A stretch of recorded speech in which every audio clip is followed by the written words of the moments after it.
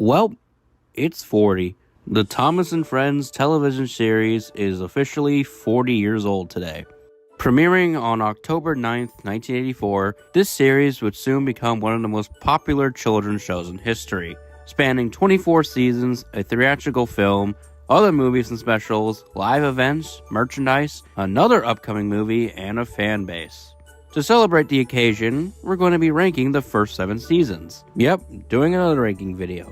None of the other later model stuff, or Nitrogen, Brenner, or Big World Big Adventures, not even All Engines Go, will be in here.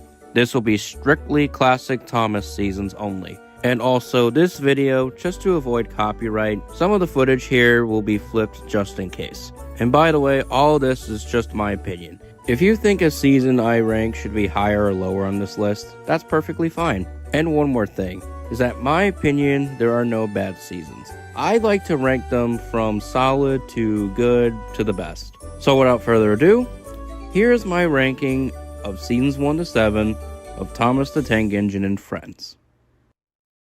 Minions! Tonight, we sabotage my brother's gate! Coming in last place is season 6. This is where most people would probably agree with me. Some would put season 7 at the bottom of the list, and I can understand that. But for me, I'm on the side where season 6 should be at the bottom, and rightfully so. While this season isn't bad, it's just not as grand as the previous seasons. First off, the look of this season is just dull.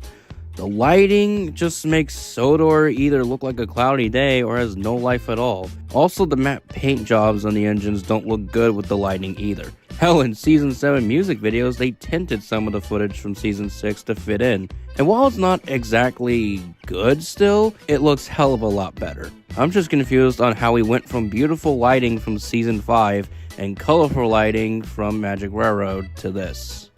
Another thing that brings the season down is one of the narrators. Well, not Michael Angelis. His narration is probably at his best here. He's got more energy than Season 5 in my opinion. You can just tell he's having fun narrating the jet engine episode. Signals were changed and points were switched. Thomas had never been so excited. Thomas flew by James and rocketed past Henry and raced by Percy. They were amazed. Hi, Gordon. Bye, Gordon. Gordon could not believe what he had seen. Now for Alec Baldwin, whose narration has unfortunately downgraded. Soon Percy's face was so cold, an icicle hung from his nose. "Oh, bother," Percy stuttered. "Hello, James?" muttered Percy icily. "Scary Jack Frost," cried James. First, the look at this season, now Baldwin's narration. They're really downgrading things, aren't they? Some people believe either it was the failure of Magic Railroad at the box office, or it was the divorce he was going through during the production of Season 6. I think it's mostly the divorce, to be honest. And the fact that Britt Allcroft wasn't on the team as much anymore. I don't think it's really Magic Railroad's failure, since in interviews, he seemed to really enjoy being there and had some fond memories working on it. And I just adored Britt. And when she said to me, "Do you want to do this show?" I said, "Sure." And there is, kind of an unavoidable likability factor. And I just really loved Britt. She was just a great lady. So I guess I don't entirely blame him if that's the case. But this means his character voices have downgraded. Some of them I don't really mind, like Gordon, Henry, but ones that were funny to listen to, like James or his Scottish accent for Duncan, were dropped. "Taking vacationers on rides around the island is our job," wheezed James jealously. "An engine's not an engine without a whistle," boasted Duncan. "What if the hot air balloon takes our passengers away?" chuffed James. "What will happen to us then?" "Bah," said Duncan. "I need to whistle louder and longer next time." As for the episodes themselves, most of them are pretty good. My favorite, of course, is Thomas and the Jet Engine. While yes, it may be unrealistic, but I say it's fine for the show to be unrealistic at times, as long as it's done well. Other episodes I like are Percy's Chocolate Crunch, Gordon Ticks and Tumble, James and the Red Balloon, and the Pack episodes. But of course, there are bad episodes and ones that are my least favorite, such as Middle Engine, Buffer Bother, and Percy and the Haunted Mine. As for new characters, a lot of them are pretty good. My favorites are probably Salty and Jack. Salty is basically a pirate as a train character, but I love him. Whenever someone insults him, he doesn't care. He likes the way he is, and I just love how he's just an annoyance to Cranky most of the time. Where have you been? Snapped Cranky. And a good day to you too, Captain. Hurry up, barked Cranky. I haven't got all day. You're no fun, grumbled Bill. You wouldn't be fun if you were stuck up here. While Jack doesn't do much in this season, Jack jumps in and A Friend in Need is a good two-parter, and are really good introduction episodes for him. In Jack Jumps In, we are introduced to Jack and he immediately wants to be useful, but then he does something he wasn't supposed to and is punished for it. In A Friend in Need, Jack almost does the same mistake again, but he remembers what happened last time. And then when Thomas is in danger of falling off the bridge, Jack damages himself to save his friend. Jack was a real Chad this season. As for our mains, unfortunately, this is when they start to have only one character trait that defines them. Thomas kind of starts slipping up in the season, but not a whole lot. James, Henry, and Toby are also pretty fine this season, but for Edward, Gordon, and Percy is when things start to really change. Edward is just the now old, frail engine that needs to retire. Gordon is now just grumpy, and Percy is the dumb one that needs to be educated on almost everything. I don't know why they decided to retcon who these characters were before and make them one-noted. So overall, Season 6 I wouldn't say is the worst because, again, none of these seasons are bad, but I would say pretty solid to amazing. But Season 6, in my opinion, is just the weakest out of the classic era. Here, take out the ringer and... Coming in 6th place is Season 7. Again, some place Season 7 as the weakest in the classic era, and I can see where they're coming from. But I'm more on the side of placing Season 7 higher than 6. The lighting looks so much better than Season 6, and while it may not be as good as the seasons before 6, it's still an improvement. The sets also still look impressive. I forgot to mention this about Season 6, but the scenes at night are really good, especially the eerie atmosphere in Jack Frost. Season 7 also has a spooky atmosphere and scenes that take place in the night, like Fergus Breaks the Rules, Bad Day at Castle Lock, and Salty's Stormy Tale. In this season, we start to see a shift with narrators again. Michael Angelis is still the UK narrator, but for some reason his voice has toned down significantly. I'm sorry I played a trick on you, said Thomas. Thanks for owning up to it, replied Arthur. Maybe spotless records are made to be broken, smiled Thomas. And then mended again, finished Arthur, just like friendships. I've used to not like his narration this season, but I eventually come around to think it's alright. While it's a far cry from his Season 3 to 6 narration, it's a lot better than the new narrator for the United States. Replacing Alec Baldwin is Michael Brandon, and he's... fine? Summer is a busy time on the island of Sodor. One morning, Edward was in a hurry. He didn't even stop to say hello to Stepney. Yeah, a lot of fans have said that he is the worst Thomas narrator. I wouldn't say he's bad, he's just not as great as the others. The main problem with Brandon is that he just gives the characters the wrong voice. Gordon is too gruff sounding. A contest? He puffed. I'm bound to win any contest. Rheneas is too nasally. How am I going to make the Children's Day really special? And Oliver is too southern sounding. I'm a great Western engine, he chuffed one day. I shouldn't have to shiver. He does at least try to give characters their voices, but I just don't think he really fits as a Thomas narrator. He has his moments though. Fun fact, Angelis narrated some of the US versions of Season 7 episodes. Due to not having a narrator for the United States at the time, they had to have Angelis say American terms for the audience. The Fat Controller was very annoyed. What happened, dear? The trucks were singing. I told them to stop, but they made me go too fast. Sir Topham Hatt was very annoyed. What happened, dear? The freight cars were singing. I told them to stop, but they made me go too fast.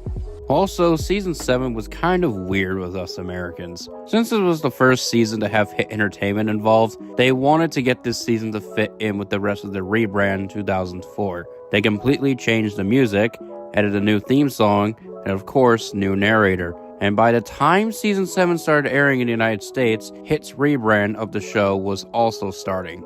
I highly suggest watching Unlucky Tug's old and new season 7 video about the relationship between the US and season 7. Anyways, about the episodes. Once again, they are all mostly good, except ones like What's the Matter with Henry or The Old Bridge. The latter, I think the message is a great one, but Skarloey I don't think should have been the right choice. Some of my favorite episodes from this season are Emily's New Coaches, Edward's Brass Band, Toby's Windmill, Bulgy Rides Again, and Gordon and Spencer. Speaking of Spencer, I think real quick we should talk about some of the new characters. One of the best things from season 7 are its new characters. Emily, Spencer, and Arthur are my favorite ones. Arthur, Fergus, and Murdoch, while they don't really appear much afterwards, they are pretty good characters. Fergus is like the little guy, making sure everything is in the right place. The reason why he didn't appear again after his second appearance is because his model was actually damaged. Don't know why they didn't decide to fix him, maybe didn't have time, I'll never know. I feel like I'm one of the only people in the fandom that actually really likes Emily. Yes, I will agree that she wasn't at her best for most of the Hit era, but here, and to an extent the CGI series, she was really good. She's like a mix of a mother figure and a big sister figure. It was a really good move introducing an A4 into the series. When I got a little bit older, I read more about the history of Thomas. I was quite surprised that Audrey didn't put a character like Spencer into the series. I really like the rivalry between him and Gordon. You basically have the most pompous engine on Sodor dealing with another pompous engine, if not more. And I love how they have an ongoing rivalry for the rest of the series all the way up until season 21. So that's basically all I have to say for season 7. While the next seasons I'm going to be talking about are much better than this one, it's a lot better than season 6 in my opinion. Oh, shit! Coming in 5th place is season 1. I think this one, along with the next one, is where people are probably going to get mad at me. With most TV shows, sometimes it's hard to rank the first season because the seasons that come after have so much more action or have interesting stories. But does that mean every first season is bad? Hell no. And season 1 is nowhere near bad. This is the season that started it all, and Britt and her crew did a fantastic job. You can tell that her and her crew were really dedicated to adapting these stories to TV. The model work in this season is great. While in the next seasons the model work got better with the sets and lighting, season 1 is still decent. A lot of shots in this season look like book illustrations from the Railway series, and that's what a lot of fans like to think of this season. They look like moving pictures you would see in a storybook and feel very lifelike. Another great thing this season does is establishing its main characters. The characters, in my opinion, that shine this season are Thomas, Gordon, and Henry. I love Thomas's maturity arc throughout the classic series, and in season 1, we see that he's cheeky, a bit rude at times, and very eager, which causes him to mess up sometimes. But of course, he has his good side. Thomas respects Edward, and when James got into an accident, Thomas immediately jumps in to help him, which led him to having his own branch line. Gordon is almost the same as Thomas. He's more rude and bossy. He's basically the Squidward of Thomas. But just like Thomas, Gordon gets humbled throughout the season. He's asked to pull a goods train, which obviously he dislikes, runs himself into a ditch, and has the express taken away from him. And then we get to down the mine. Gordon, instead of making fun of Thomas, helps him out. They apologize and form an alliance. Shall we form an alliance? You help me and I'll help you. Right you are, agreed Thomas. And buffer to buffer, the Allies puffed home. Henry, I feel like, had the best arc here. He starts out as just another rude engine like Gordon, but as the season progresses, we see Henry and start to feel rather bad for him. When he starts using that special coal, he starts feeling better and can hold trains with ease now. Then we get to the Flying Kipper and it shows a pretty violent crash.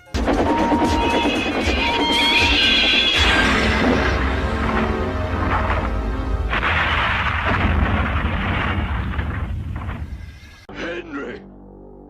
Oh my God!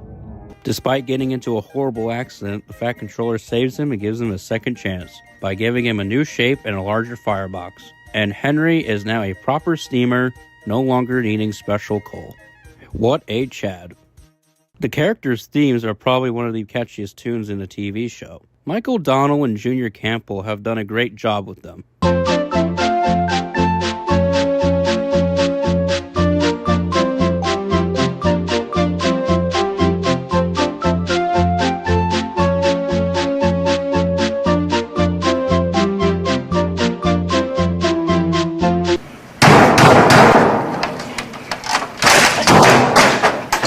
Fun fact about me, a few years ago I listened to the song Break My Stride and I genuinely thought it was a Thomas song that they just made for either season 1 or 2. Years later, I discovered that it wasn't. I think it uses the same synthesizer, doesn't it? Let me know. I think it does. The only episode I don't really care for is Thomas and the Guard, but aside from that, season 1 in my opinion has no bad episodes. Some of my favorite episodes include The Flying Kipper, Thomas and Birdie, Toby and the Stout Gentleman, Gordon Takes a Dip, Down to Mine, Thomas's Christmas Party, and Troublesome Trucks. As for narrators, let's first talk about Ringo Starr. Wake up, lazy bones, why don't you work hard like me? Of course, me living in the United States, I grew up watching Carlin's narration, so I didn't watch Ringo's narration until I discovered YouTube back around the early 2010s. That was when I discovered that the show had a UK dub, and I was thinking, what the hell is a UK or even RS? Of course, it stands for United Kingdom and Ringo Starr. I thought his narration sounded fine, but I still preferred George. It wasn't until I watched more of the UK dubs later on and I ended up liking his narration. I guess he could have put more character into them, but that does not mean he's not good, because he is. He improved a lot in season 2, but we'll get to that season later. Apparently, the reason why his voice sounds like he's tired sometimes is because he had to record lines early in the morning. Hell, he even had to re-record some lines too. The only piece of Ringo's narration I have is the VHS copy of Thomas Gets Tricked. If I was to ever do a ranking video on all the narrators, I would put Ringo in the middle. While he could have put more into his narration, he's definitely not awful to listen to. Now let's get to the man himself, George Carlin. Thomas the Tank Engine was grumbling to the other engines. I spend my time pulling coaches about, ready for you to take out on journeys. Yes, that George Carlin. And all I can ever come up with is blow it out your ass! Blow it out your ass! And remember, this is Mr. Conductor talking. I know what I'm talking about. When I found out that he was America's most foul-mouthed comedian, did a children's show, I and many others have wondered is how the hell did he get on Thomas? Apparently, he took on the role because he wanted to show a different side of himself. And not like, well, you know. He even spoke fondly of the show and liked its morals weren't blatantly said out loud. The morals of these stories were never jammed down the kid's throat. They weren't blatant. They weren't in capital letters. They were gently massaged into the framework of the show. George is my favorite narrator. He along with Brandon were the two narrators I watched the most as a kid. But I always preferred George. So to wrap up, season 1 is not really my favorite, but it's definitely a really great start to this series. But it gets better from here. Yeah, the fuck I am. I only have Tim! Okay. The next spot is season 4. Look, just let me explain. Look, season 4 is not bad. It's nowhere near bad. I just couldn't help myself where I should rank this season and the next 3. And again, this is my ranking video. Now please, everyone put your weapons away and just hear me out.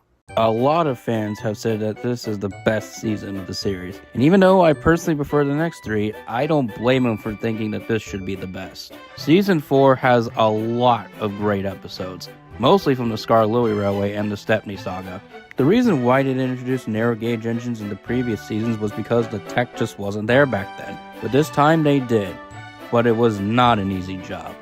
Apparently the crew got frustrated when working with the narrow gauge models. Sometimes the side rods would jam up, and hell, they didn't even have a smoke unit. But still, the model work was just fantastic as usual. In my opinion, this season had the best sets, Hence from, again, the narrow gauge episodes. Like, just take a look at these. Just look at these. Season 4 is also great at establishing new characters, mainly the Scarloy railway engines, but like, seriously, they managed to introduce every single narrow gauge character into an entire season, as well as introducing even more characters, as well as having some focus on the mains. Well, except James and Edward, but they're still there. Scarloy and Rheneas have like a brother bond with each other, and just like Edward and Edward's exploit, they stop at nothing until their passengers are home, even if they have something broken or feel something wrong with them. Old engines can't pull trains like the young ones can. They can if they're mended, Old Faithful, smiled his driver. And that's what's going to happen to you. You deserve it. I love that line so much. Duke, Peter, Sam, and Sir Handel have a unique dynamic with each other. Duke is the old grandpa scolding his cheeky grandchildren whenever they act up. He would say, "That would never suit his grace." Duke's story is kind of dark and depressing here. He wasn't bought, unlike Peter, Sam, and Sir Handel, and was locked away in a shed for years, which for a machine is kind of frightening. But Duke just shrugs it off and just says, oh well, like it's nothing. But when he's reunited with Sir Handel and Peter Sam, it's like nothing ever changed. They still tease him, yeah, but they're more mature engines now. Impudent scallywags. Mostly Peter Sam. Sir Handel's just kind of an ass. Told you. Duncan is just a grump, but he's hilarious. He's the usual rude and thinks he's the smart one here character. Honestly, I wonder which one is worse, Sir Handel or Duncan. He's not all rude though, and actually matures a bit here. I really like the ending of Rock and Roll. I wish all diesels were like you. Let's be friends. Suits me, replied Rusty. We'll mend that bad bit of rail first thing tomorrow. Stepney is one of my favorite Thomas characters, but he is my favorite locomotive of all time. I do agree with the majority that Stepney's introduction episode could have been better, but I really like Rusty to the rescue. I also liked his episode with Thomas. I really like these two partnered up together because they're both from the same railway, the London Brighton South Coast Railway, so technically that would make Stepney Thomas's cousin. Thomas is jealous at Stepney at first, but after finding out that Stepney had to take an important train, Thomas understands it now and is no longer jealous at him.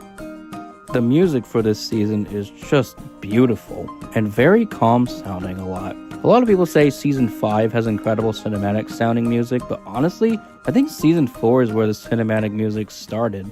As for character themes, they are all, once again, really catchy.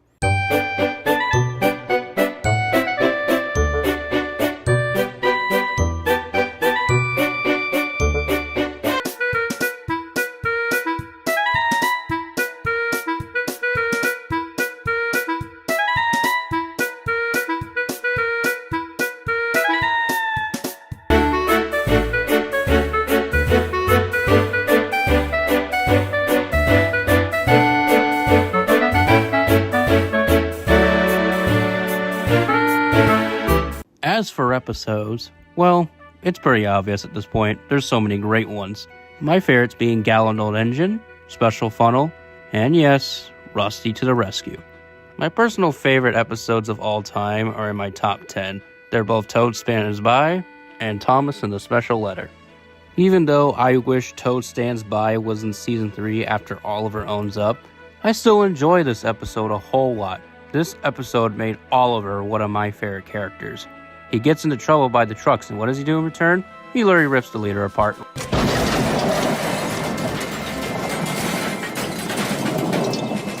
First Jack, then Henry, now Oliver. Welcome to the club.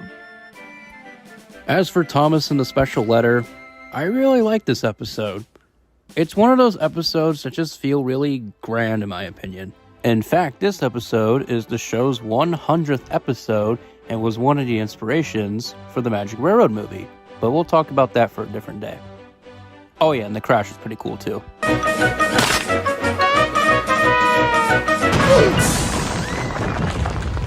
And lastly, for narrators, they once again do a pretty damn good job. No engines ever felt prouder than those on Sir Topham Hatt's railway. I'm glad the little girl wrote to us, whispered Thomas to Percy. Isn't it wonderful what happiness a letter can bring? Overall, Season 4 was an amazing Thomas season. While I prefer the next seasons I'm going to be talking about, I prefer more, Season 4 was just a heartwarming and cozy season to watch. And if Thomas had ended here, then I'd say it would have ended perfectly. We make a great team. Coming in the number 3 spot is Season 2.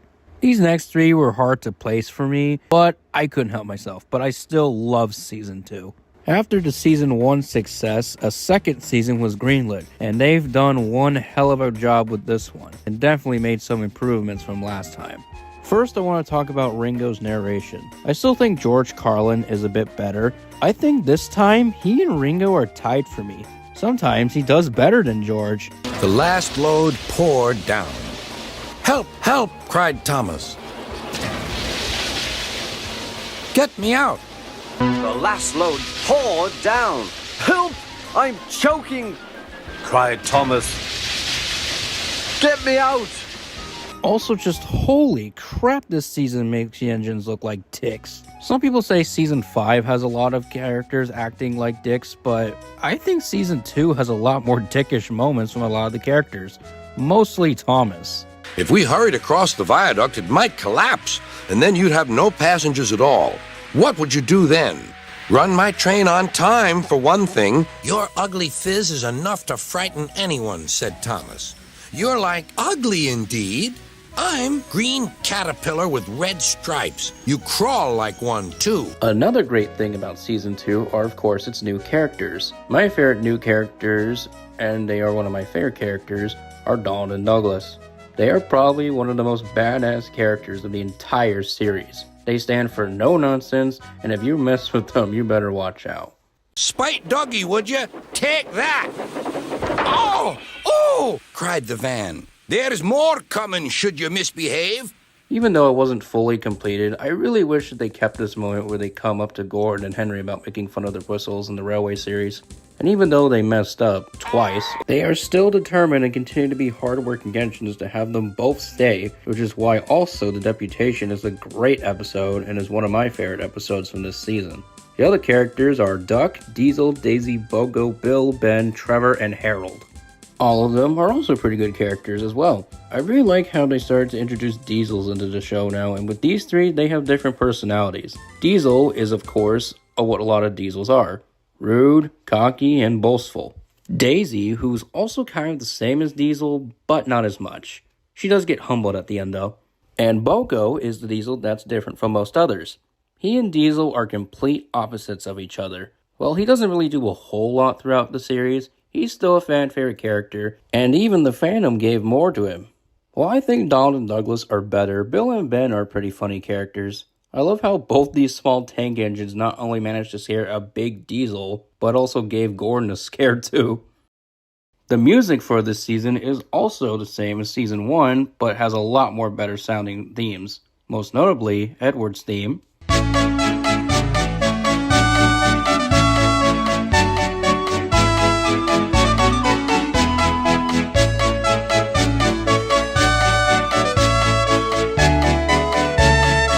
And especially Donald and Douglas's.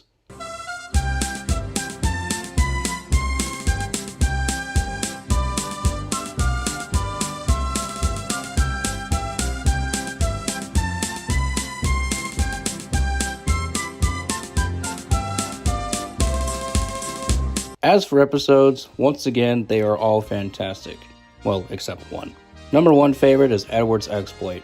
This is one of the reasons why me and many other fans like Edward so much. He's old, yes, but does that let it get to him? Nope. He just keeps going, never giving up. He will not stop at anything until his passengers are home safely. And he even puts an end to the engines teasing him for good. Well, up until Season 6, but we already went over that. Other favorite episodes I like from this season are Percy Takes the Plunge, A Close Shave, Thomas Comes to Breakfast, Old Iron, The Deputation, and Thomas and the Missing Christmas Tree. Season 2 was a definite improvement for Thomas. From the production and the presentation, the show was on the right track, and things would start to get better in the next season.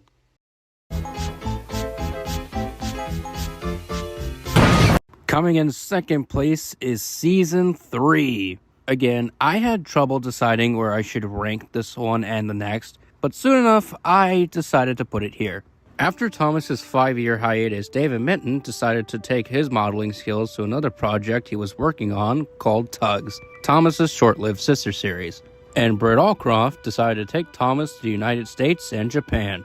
After the positive reception from the show that introduced Thomas to the US and being extremely popular in Japan, the series was greenlit for a 3rd season, and once again, they made massive improvements. The lighting makes the sets look more brighter than the previous 2 seasons with more colors. The sets themselves look great, especially the running water. You can tell a lot of this came from Tugs. A lot of the crew members that worked on Tugs went to work on Thomas along with Dave Minton, including some of the techniques that were learned from Tugs were put into the production for Thomas. But still, even with some of these changes, like with the music and how it visually looks, it's still the same show.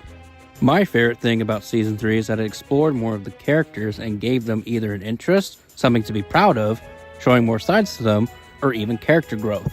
Like with Duck and Henry, they both have an interest or fascination with something, and James is proud of his paintwork. Look at me! I really like the characters of Thomas and Gordon this season.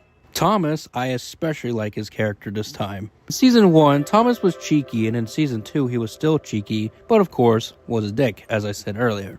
But Season 3, I feel like is when Thomas really starts to grow as a character. They start to show a more caring side to him. He explains some words that others may not understand, tries to lighten the mood whenever someone is feeling down, or even feeling pity for someone. But he's still the same Thomas. He still does tease some of the engines such as Gordon, in trouble with the mud, and is sometimes annoyed or ticked off about something.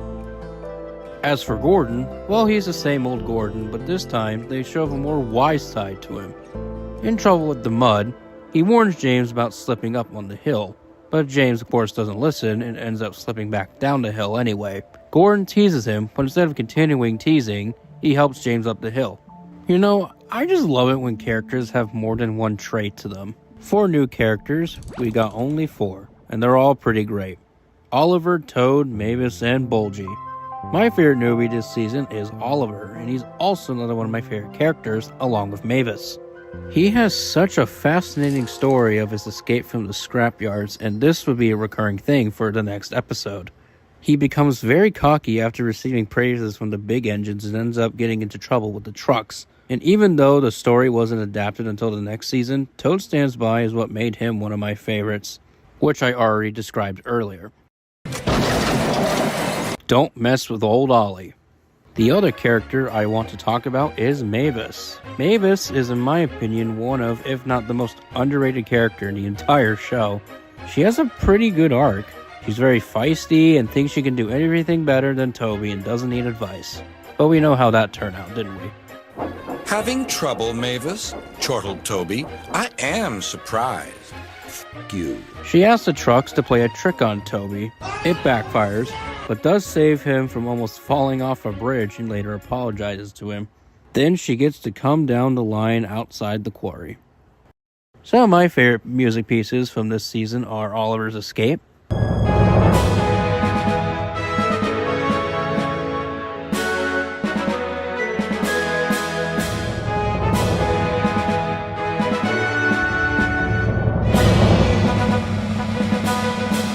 Thomas's theme,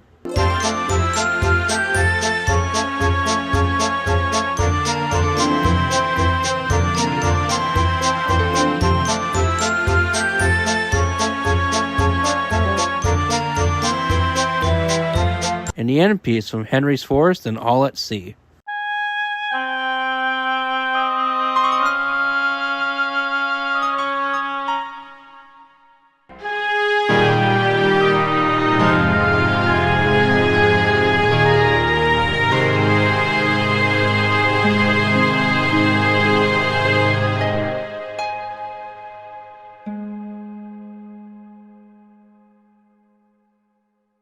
This season was rather controversial with Audrey.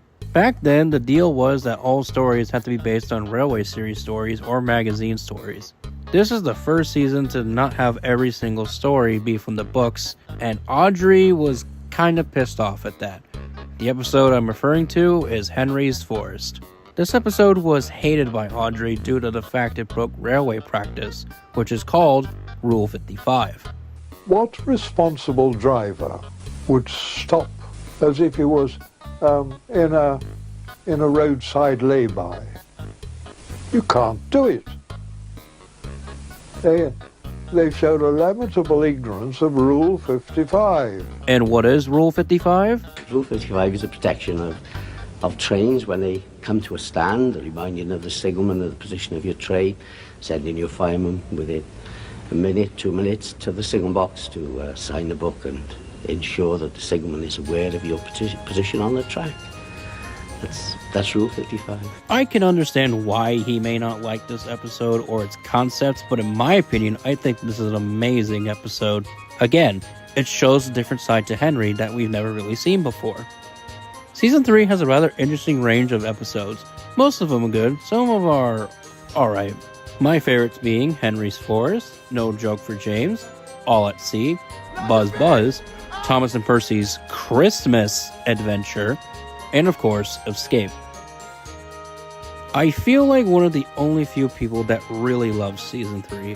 While the season above it I loved the best, Season 3 was very close to being my top pick, but it still remains as my second favorite season.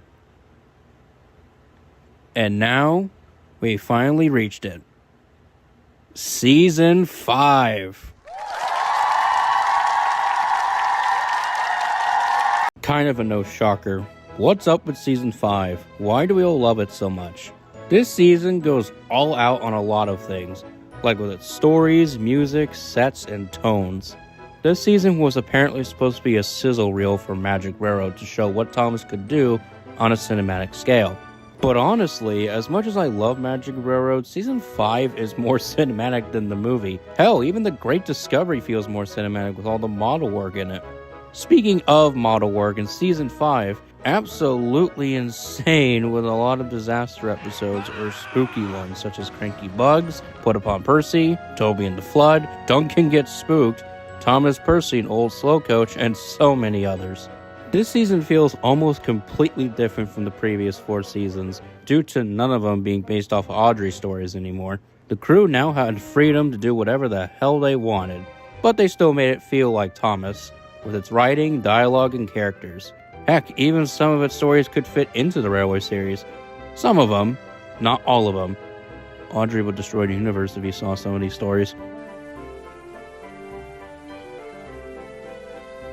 No. Speaking of characters, holy crap, the engines are jerks in this season, like in Season 2.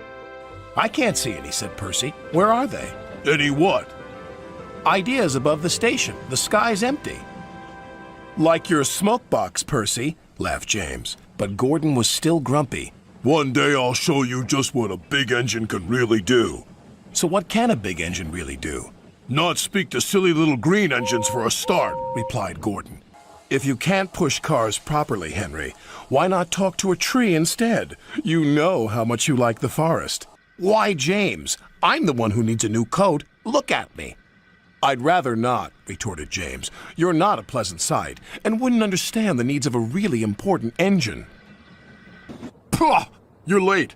That smell is making me ill. It's the fish, replied Thomas, and there's danger on the rails. That's why we're late. Ha! You're the only danger on the rails, Thomas. The show should have just been called Thomas and Co-Workers. One of the best things about this season are its characters, mainly the main ones. Thomas is the one I have the most to talk about. In this season, it feels like Thomas has fully matured, which is a part of his character development from seasons 1 to 5. Thomas in seasons 1 and 2, he was a kind soul, yes, but he was cheeky, rude, boastful, and, well, sometimes just kind of an ass. Season 3, we started seeing some development from him. He's still cheeky, yes, but we see a lot more of Thomas's caring side. Season 4, we start to see Thomas really maturing. And finally, we come to Season 5, where he's fully matured and doesn't seem to act like his young self anymore. But at the same time, he's still the same Thomas. He's still cheeky and teases the others, yes, but it's more playful. Percy is another one that I like. This season felt like he's just done with everything and is more pissed off a lot.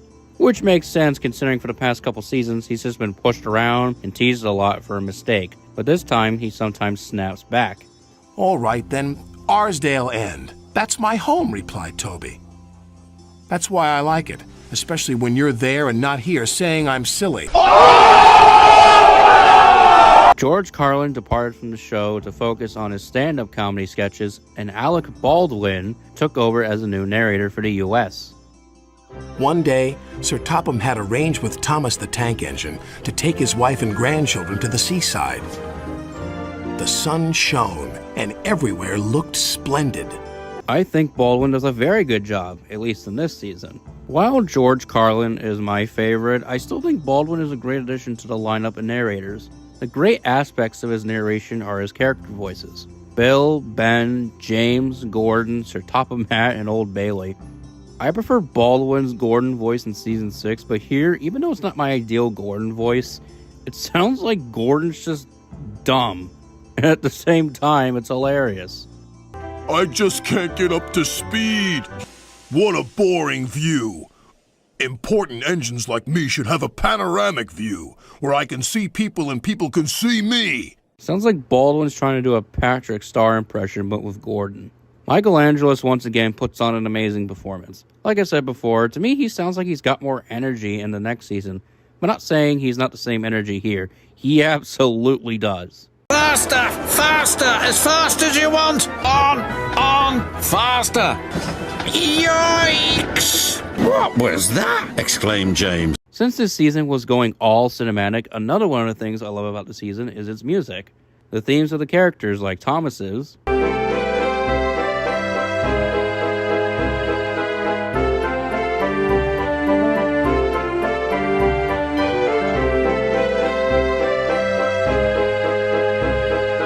Percy's,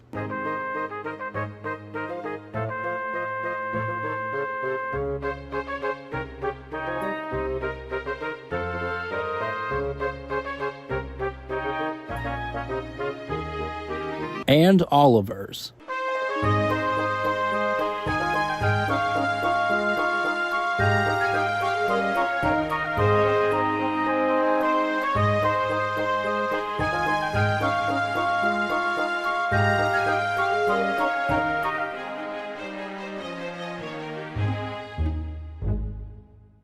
I absolutely love Season 5 as much as the next guy, but the one thing I think it falls flat on are its new characters. Not that all of them are bad, there's some great ones, but like the ones that don't really do much afterwards. The ones that do become a mainstay for the rest of the series are Cranky and the Ironworks twins. But ones such as Old Slowcoach, the Horrid Lorries, Derek, Thumper, and Bertram don't do anything afterwards. Old Slowcoach and Derek I wished we saw again. Derek we did see, but only as a cameo in Calling All Engines. Would have been cool if we got to see him interact with other characters like maybe Edward, the Big Three Engines, Diesel, or maybe even Diesel 10. Okay, that one's a bit of a stretch. Same for Old Slowcoach. Maybe we could have gotten an episode where maybe she becomes an engine's permanent coach like Edward or Emily, since they are old engines, so why not? Or how about Thomas and Percy? They could use her a lot on their branch line. As for episodes, there's a ton that I love. My favorites being Haunted Henry, Cranky Bugs, Lady Hat's Birthday Party, Toby and the Flood, James and the Trouble with Trees, Thomas Percy and Old Slowcoach, and a ton of others.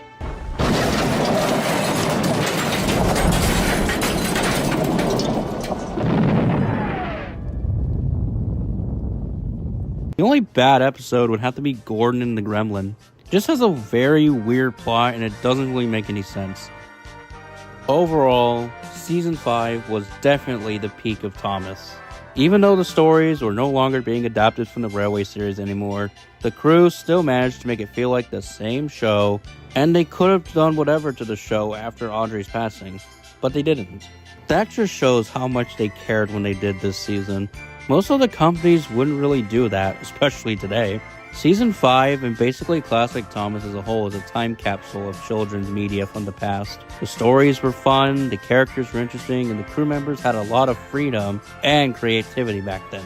As much as I do love the Brenner era, it just can't top what Classic Thomas was.